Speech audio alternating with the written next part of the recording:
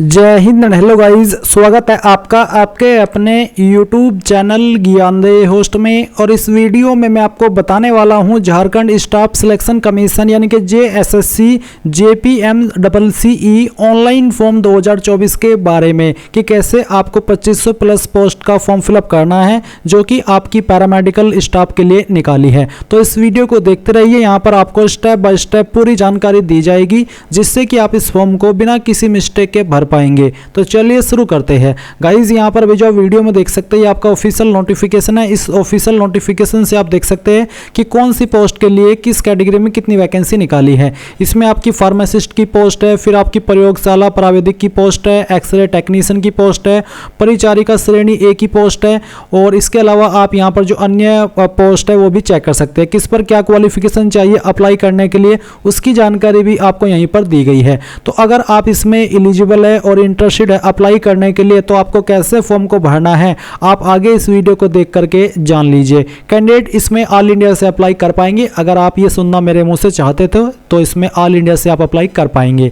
तो ये आपका अप्लाई लिंक है जो कि वीडियो के डिस्क्रिप्शन में आपको दिया है। जैसे ही आप ये लिंक ओपन करेंगे आपके सामने ये जानकारी आएगी। यहाँ पर आने के बाद में आपको रसन के ऊपर क्लिक करना है। इसके ऊपर क्लिक करने के बाद आप देखेंगे कि आपका जो प्रोसेस होगा इस फॉर्म का कंप्लीट, वो आपका रसन, फिर एप्लीकेशन, फिर पेमेंट, और पेमेंट करने के बाद में photo and signature, and then फिर आप यहाँ पर आपके फॉर्म का फाइनल प्रिंट ले पाएंगे।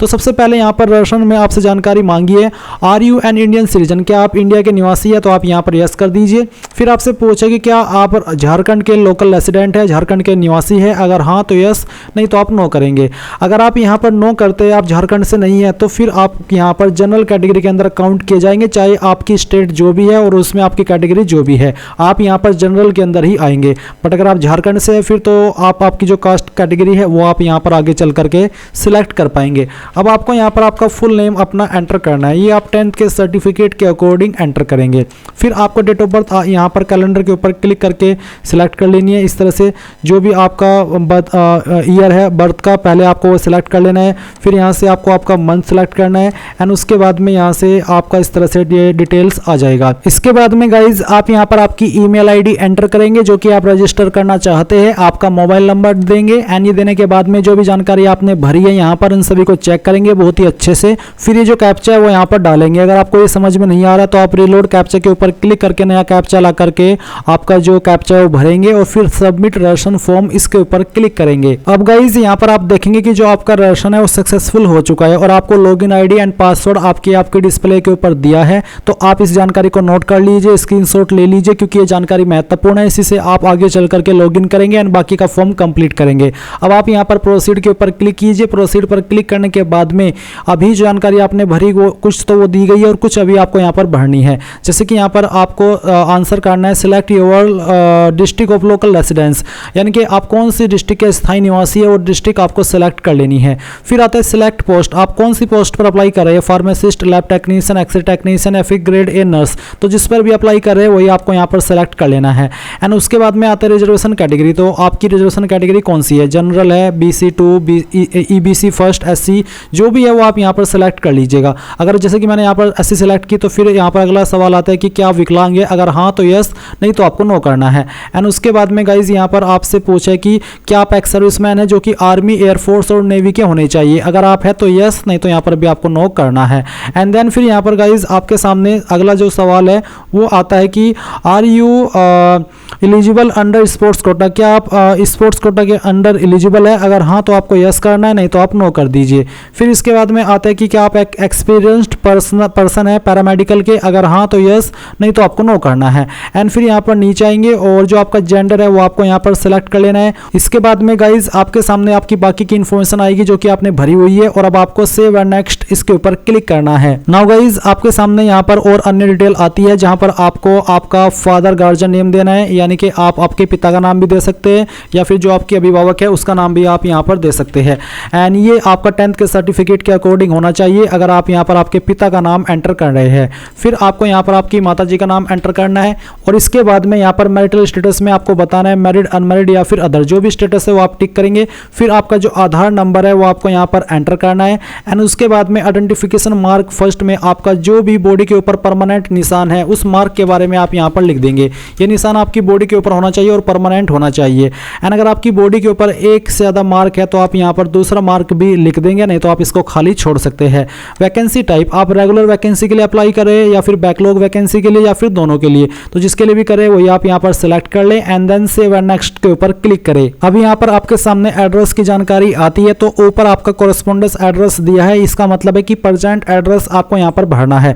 तो जो आपका प्रेजेंट एड्रेस है वो आप यहाँ पर लिखेंगे। सिटी के अंदर जो भी आपकी सिटी है वो आप यहाँ पर एंटर कर देंगे एंड ये एंटर करने के बाद में आप यहाँ पर नीचे जो आपकी स्टेट है वो सिलेक्ट कर लेंगे। फिर यहाँ पर गाइज आपका जो डिस्ट्रिक्ट है वो आपको सिलेक्ट कर लेना है एंड उसके बाद में गाइज यहाँ पर आपका पिन कोड डालना है। अगर आपका प्रेजेंट और परमानेंट एड्रेस एक ही है तो आप यहाँ पर टिक कर देंगे, अगर अलग है तो टिक मत कीजिएगा, अलग से अपना परमानेंट एड्रेस भर दीजिएगा और फिर आपको सेव एंड नेक्स्ट के ऊपर क्लिक करना है। अब आपके सामने यहाँ पर क्वालिफिकेशन की जानकारी का सेक्शन आ चुका है। तो सबसे पहले आप 10th की इंफॉर्मेशन भरेंगे। 10th आपने कौन सी स्टेट से की है वो आपको यहाँ पर एंटर करना है। तो ये एंटर करने के बाद में आप यहाँ पर देखेंगे पासिंग ईयर, तो कौन सी ईयर के अंदर आपने 10वीं पास कर ली थी वो आपको सिलेक्ट करना है और किस बोर्ड के द्वारा पास किया वो बोर्ड आपको यहाँ पर लिखना है। मैक्सिमम मार्क्स क्या थे वो आप यहाँ पर डालेंगे, उसमें से नंबर आपको आए थे वो आप यहाँ पर एंटर करेंगे, परसेंटेज कैलकुलेट कर ली जाएगी। अब सेम वे में आपको यहाँ पर आपकी 12वीं का बोर्ड स्टेट का नाम देना है जहाँ से आपने 12वीं की है, किस साल के अंदर पास की है वो साल आप सिलेक्ट करेंगे, किस बोर्ड के द्वारा पास किया वो बोर्ड आप यहाँ पर डालेंगे, कितने आपके मैक्सिमम मार्क्स थे वो आप यहाँ पर डालेंगे और फिर उसमें से जो नंबर आपको आए थे वो आप यहाँ पर एंटर करेंगे।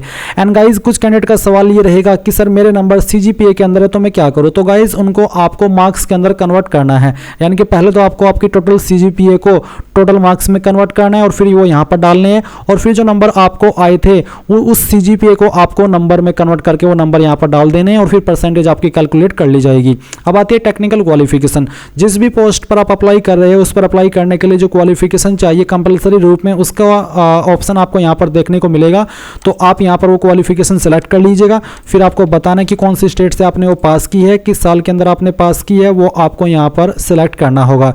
ये सिलेक्ट करने के बाद में आपको यहाँ पर आपका जो यूनिवर्सिटी का नाम है या फिर इंस्टीट्यूट का नाम है वो यहाँ पर एंटर करना है एंड देन फिर आप यहाँ पर आपके मैक्सिमम मार्क्स एंटर करेंगे। मैं एग्जांपल के लिए यहाँ पर टोटल नंबर डाल करके दिखा रहा हूँ, आप आपके सभी ईयर के टोटल नंबर यहाँ पर डालेंगे एंड फिर जो नंबर आपको उसमें से आए थे वो आप यहाँ पर डालेंगे, परसेंटेज आपकी कैलकुलेट कर ली जाएगी। अब आता है registered with Jharkhand state pharmacy council. अगर आप रजिस्टर्ड है तो यस करें, नहीं तो आपको नो करना है।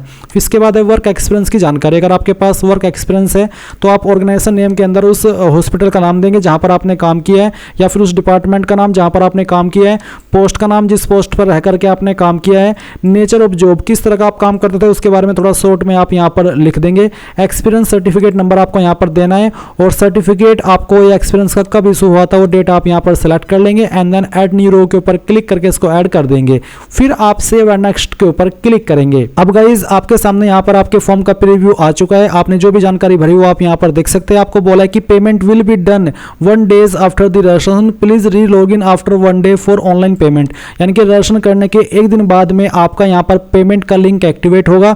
तो आपको क्या करना है, आपको 24 घंटे बाद में इस डिटेल्स का इस्तेमाल करके लॉगिन वाली यहाँ पर लॉगिन होना है और फिर आप यहाँ पर इसके ऊपर टिक करके इस जानकारी को अगर मॉडिफाई करना चाहते हैं वो कर सकते हैं और जैसे ही आपको यहाँ पर आपका पेमेंट का लिंक एक्टिवेट कर दिया जाएगा 24 घंटे के बाद में, तो उसके बाद आप इसको यहाँ से सबमिट करते हुए अपना पेमेंट जमा करेंगे और फिर फोटो एंड साइन अपलोड करेंगे। गाइज यहाँ पर मैं आपसे पूछना चाहूँगा कि क्या आप चाहते हैं कि मैं आपके लिए जैसे ही पेमेंट का लिंक एक्टिवेट हो आपके लिए पार्ट 2 की वीडियो बनाऊँ जिसमें कि मैं आपको पेमेंट करके भी दिखाऊँ एंड जो आपका फोटो साइन है वो अपलोड करूँ और बाकी इस फॉर्म को कंप्लीट करके दिखाऊँ। तो आपको कमेंट के माध्यम से बताना कि सर हमें हाँ पार्ट 2 की वीडियो चाहिए, अगर आपके इसका बारे में इंटरेस्ट होगा तो वीडियो आ जाएगी। तो ये थी गाइज आपके इस फॉर्म के बारे में पूरी जानकारी। आई होप आपको पसंद आई होगी। कोई सवाल कोई डाउट हो तो कमेंट के माध्यम से पूछ लीजिएगा। Thanks for watching. जय हिंद।